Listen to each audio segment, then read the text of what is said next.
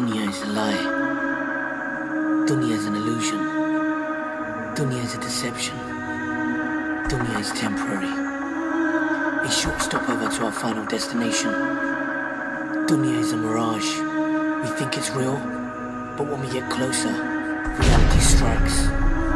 Ali radiallahu anhu said, people are asleep as long as they live, and they are awakened when they die.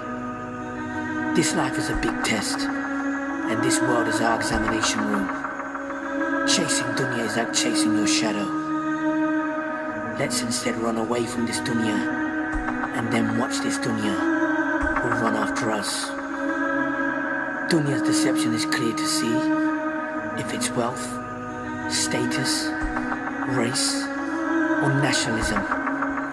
What example can I give of this dunya? Isa alayhi salam once met dunya. Dunya was dressed as a beautiful woman. And Isa alayhi salam asked, "Who are you?" And she replied, "Dunya." And he said, "How many partners have you had?"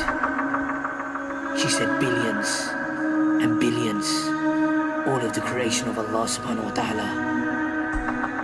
And Isa alayhi salam asked, "And how many have you been faithful to?" She replied, "None." And finally Isa alayhi salam said, "Fool is he who falls for your deceptive ways and lies." The only truth is Allah subhanahu wa ta'ala and His Islam. And the only guarantee is kullu nafsin dha'iqatul maut. Every soul shall taste death. We won't die without money or status. When we die, people will eventually forget. But this is dunya. These things won't matter in the grave. The only thing will matter is our deeds. Our only luggage is going to be our good and bad deeds. There will only be 3 questions in the grave from the angels of Allah subhanahu wa ta'ala. Munkar wa Nakir will ask, "Who is your Lord?" Allah. "What is your deen?" Islam. "And who was that man we sent amongst you?" Muhammad sallallahu alayhi wa sallam. There will not be a 4th.